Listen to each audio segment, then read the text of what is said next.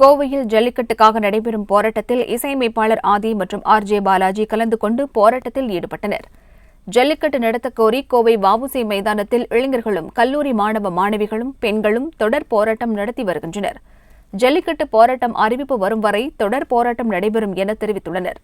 அவர்களுக்கு ஆதரவு தெரிவித்து இசையமைப்பாளர் ஆதி மற்றும் ஆர்.ஜே. பாலாஜி போராட்டத்தில் ஈடுபட்டனர்.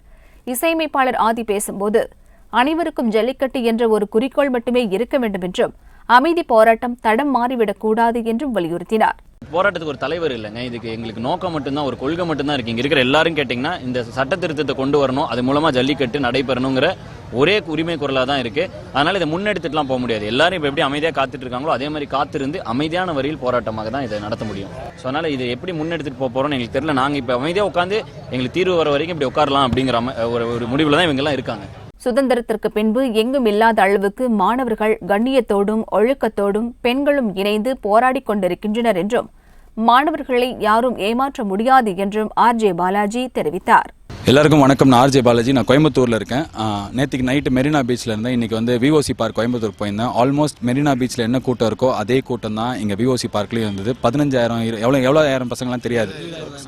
ஸோ இந்த பசங்க இங்கே ஒண்டி கிடையாது, தமிழ்நாடு ஃபுல்லாக இருக்காங்க. எல்லாருக்கும் ஒரே ஒரு எண்ணம், ஒரே ஒரு கோரிக்கை, ஜல்லிக்கட்டு நடத்தணும் அப்படின்னா. ஆமாம், கரெக்ட், அதுக்கு தான் நாங்கள் எல்லாம் உட்காந்துருக்கோம். ஆனால் அதோட இதை சின்னதாக சுருக்கிட முடியாது. இதுக்கு முன்னாடி இந்தியாவில் இந்த மாதிரி பசங்க, ஸ்டூடெண்ட்ஸு, யங்ஸ்டர்ஸ் அவங்களுக்காகவே போராடினதை பார்த்துருக்கீங்களா? நான் பார்த்ததே இல்லை. நீங்கள் யாருமே பார்த்துருக்க முடியாது. 50 வருஷத்துக்கு முன்னாடி சுதந்திரத்தில் இப்படி கிடச்சிது, ரோட்டில் போய் போராடினாங்க. நாங்கள் அது ஹிஸ்ட்ரி. இப்போ வந்து 4-5 பசங்க ரோட்டில் போனால் அந்த பொறுக்கி பசங்கன்றானுங்க. தமிழ்நாடு ஃபுல்லாக லட்சக்கணக்கான பசங்க வந்திருக்காங்க. நாங்களாம் பொறுக்கி பசங்க கிடையாது. யாருமே இதில் பொறுக்கி பசங்க கிடையாது. எவனும் குடிக்கல, பஸ்ஸை உடைக்கல, கண்ணாடி இது பண்ணல. ஸோ யாராவது எங்களை பொலிட்டீஷியன் ஆக்சுவலாக எங்களுக்கு திருப்பி உங்களை பார்த்து அப்படி சொல்லணும் போல இருக்குது. நாங்கள் பொறுக்கி கிடையாது. நாங்கள் அந்த மாதிரி போராட்டமும் பண்ணல. ரொம்ப அமைதியான முறையில் யாருக்கும் சேதாரம் எதுவும் வராமல் பெண்கள் கூட உட்காந்து அவங்களே சேஃபாக ஃபீல் பண்ணுற அளவுக்கு தான் நாங்கள் போராட்டம், எங்கள் கோரிக்கையை நியாயமான முறையில் வச்சுருக்கோம். அதனால தான் எந்த ஒரு இடத்துலையும் போலீஸும் எங்களை வந்து தாக்கலை. போலீஸ் அவ்வளோ சப்போர்ட்டிவாக இருக்காங்க. அண்ட் முக்கியமாக இதை தாண்டி அடுத்த லெவலுக்கு போகணும் அப்படின்னா ஒரே ஒரு விஷயம் தான். இந்த மாதிரி ஒரு போராட்டம் இதுக்கு முன்னாடி இந்தியா ஃபுல்லாக நடந்ததில்லை. ஒரு அண்ணா ஹசாரே போய் ஜந்தர் மந்தரில் உட்காந்தாருன்னா உலகமே அவர் திரும்பி பார்க்குது அப்படின்னா அது டெல்லியில் இருக்குது, இது தமிழ்நாட்டில் இருக்குது. அதனால தமிழ்நாடே சேர்ந்து உட்காரும்போது யாரும் பார்க்க மாட்டீங்கன்னா அது ரொம்ப தப்பாக இருக்குது. அவர் கூட இருந்தவங்க எல்லாருக்கும் ஒரு பொலிட்டிக்கல் அஜெண்டா இருந்தது. இங்கே இருக்கிற பசங்க யாருக்குமே தமிழ்நாடு ஃபுல்லாக எதுவுமே கிடையாது, எந்த நோக்கமும் கிடையாது. ஆனால் ஒரு தமிழனா எனக்கு என்ன பெருமைனா, இதே கூட்டம் நாளைக்கு எந்த பிரச்சனையானாலும் ரோட்டில் வரத்துக்கு தயாராக இருக்கும். எங்களை யாரும் ஏமாற்ற முடியாது.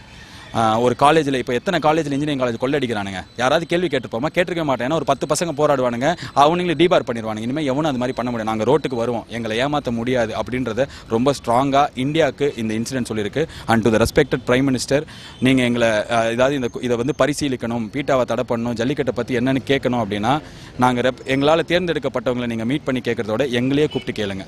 Meet the students for the first time. அதுதான் இந்த மாபெரும் சுதந்திரத்துக்கு அப்புறம் நடக்கிற ஒரு மாபெரும் போராட்டத்துக்கு நீங்கள் கொடுக்குற ஒரு மரியாதையாக இருக்கும். இந்த போராட்டம் டிசர்வ்ஸ் தட் மரியாதை.